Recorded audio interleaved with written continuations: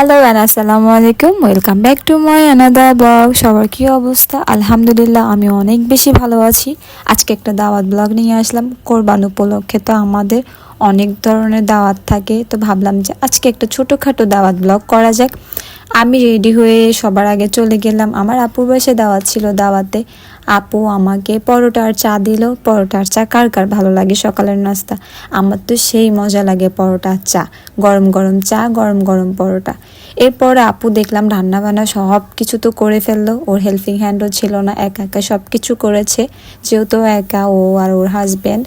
এরপর আপু পোলাও রান্না করলো। ওর হাতের রান্না বেস্ট বেস্ট বেস্ট হয়, অনেক বেশি মজা হয় আমার আপুদের হাতের রান্নাগুলা। বেবিরা তো মোবাইল নিয়ে অনেক বেশি ব্যস্ত। দুপুরের টাইম হয়ে গেছে, ফ্রাইডে ছিল।